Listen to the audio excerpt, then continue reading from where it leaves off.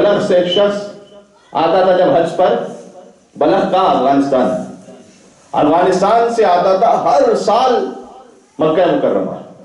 یعنی آج اس طرح سے جیسے کوئی چاند پر جائے نا کتنا، تو وہ آپ تصور سمجھ لیجیے اتنا سخت سفر ہوتا تھا افغانستان کے راستوں سے گزر کر، اور نہ معلوم کتنے صحراؤں کو کراس کر کے، پھر مہینوں کا سفر کر کے، لیکن ہر سال آتا تھا مکہ مکرمہ جاتا تھا. لیکن ساتھ میں ظاہر ہے خود حضور نے بھی فرما دیا ہے کہ جس نے حج کیا اور میری زیارت نہ کی فقط جفا ہے، اس نے تو مجھ پر جفا کی. اور حضور نے یہ فرمایا کہ جس نے میری زیارت کی اور میرے چچا حمزہ سید الشہداء کی زیارت نہ کی، اس نے بھی مجھ پر جفا کی ہے. یعنی حج کی روح ہے زیارت رسول اللہ، اور زیارت رسول اللہ کی روح ہے زیارت حضرت حمزہ سید الشہداء.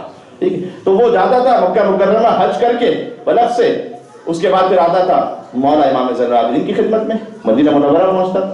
آج مدینہ پہنچ، امام کے لیے تاجر تھا، ظاہر ہے جب ہی وہ سفر افورڈ کر سکتا تھا اتنا بڑا، تو وہ تاجر تھا تو اچھا خاصے تحفے لے کر آتا تھا امام کے پاس ہر سال. ایک سال جب جانے لگا، الزاجر ملک الموت، اسے یاد رکھیے گا، جو ملک الموت کو بھی تنبیہ کرتے ہیں. ایک سال اس کی زوجہ نے کہا کہ جس کے پاس تو جاتا ہے کیا وہ بہت غریب ہے؟ اچھا، اس نے بتایا نہیں تھا کہ میں امام کے پاس جاتا ہوں، شاید تقیہ کے حالات تھے جو بھی، تو اس نے بتایا نہیں تھا. اس نے کہا تھا میں اپنے دوست کے پاس جاتا ہوں. اب اس نے سر پیٹ لیا اپنا کہ کیا کہیں اسے. اس نے کہا نہیں تجھے کیا بتاؤں، کہ میں اس لیے کہہ رہی ہوں کہ تو ہر سال اس کے لیے تحفے لے کے جاتا ہے، اس نے کبھی تجھے کوئی تحفہ نہیں دیا. کہتا ہے میں بڑا شرمسار ہوا، لیکن کیا کہتا، حالات ایسے تھے میں کچھ کہہ نہیں پایا کہ نہیں معلوم میرے لیے بیوی وہ کیا ہو. تو کہتا میں چپ چاپ نکلا، شرمندہ تھا کہ میں امام کے حوالے سے نہ کہہ پایا کہ میں کس کے پاس جا رہا ہوں. کہتا میں مکہ مکرمہ حج کے لیے پہنچا، اس کے بعد مدینہ منورہ پہنچا، اور میرے دل میں وہی خیال کہ میری بیوی نے ایسا کہا تھا. اچھا، اب جب جیسے میں پہنچا، چاہے امام کے لیے تو تصور ہے نا، اس میں ایک اور چیز جو ہمارے ذہنوں سے نکالنے کی ضرورت ہے.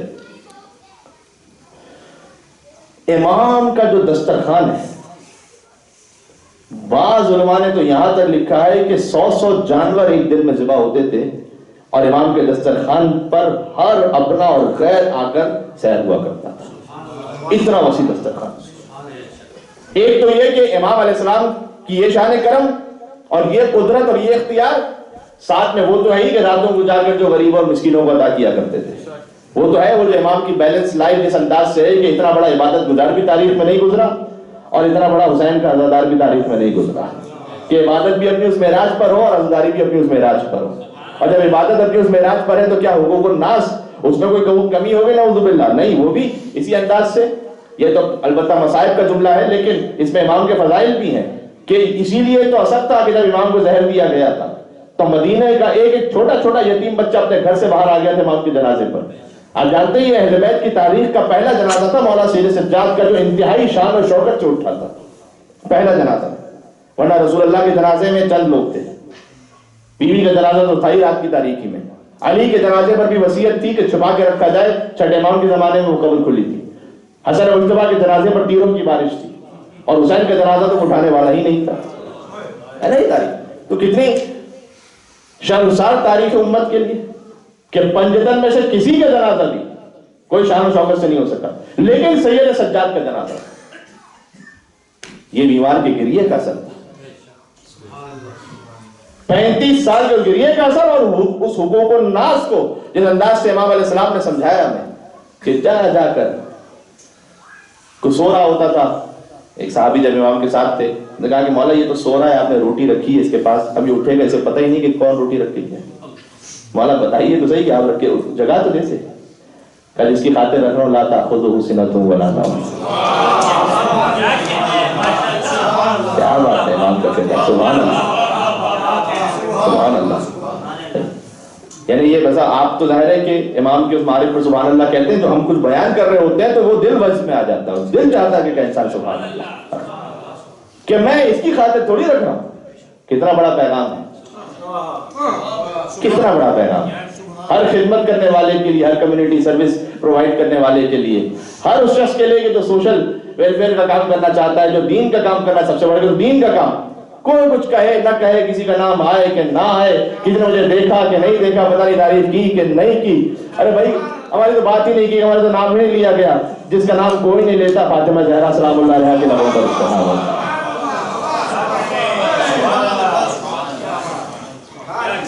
یہ خود نظر آتا ہے، مولانا سے مل کے ایک صلوات پیتے ہیں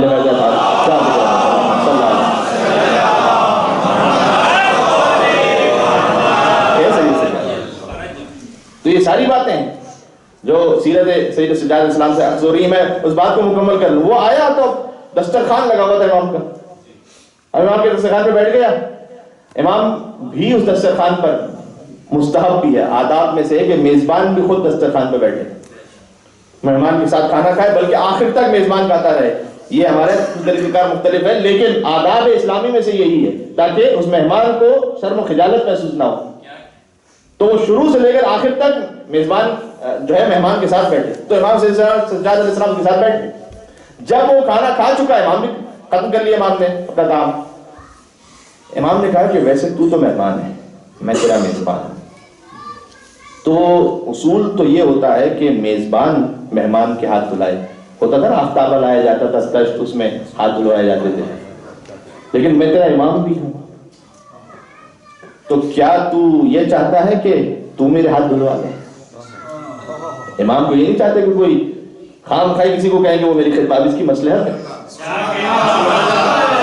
وہ سوال ہے نا اس کے ذہن میں کہ کیا تو چاہتا ہے کہ تو میرے ہاتھ؟ اس نے تو کہا کہ مولانا اس سے بڑھ کے تو کیا سعادت ہو، میں اپنے زمانے کے امام کے ہاتھ انہیں دھلوا رہا ہوں، خدمت کر رہا ہوں، حجت خدا کی خدمت سے بڑا مولانا میری سعادت کیا ہوگی؟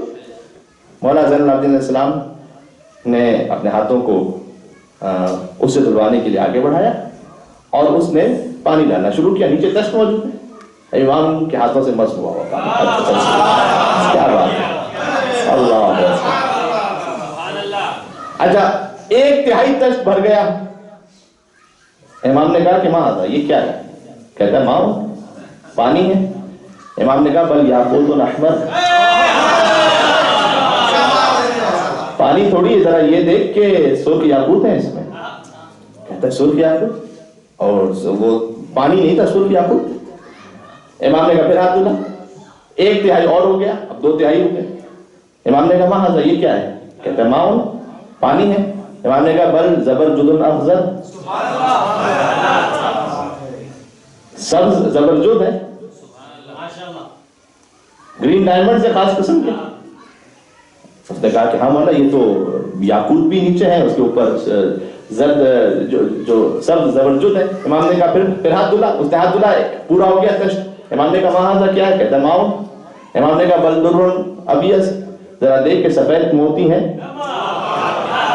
جب پورا تشت بھر گیا، امام نے کہا اسے اپنے ساتھ لے لے اور جا کر اپنی بیوی سے یہ کہہ دینا کہ جس کے پاس تو آتا ہے وہ غریب نہیں ہے، وہ کائنات کا نہیں ہے۔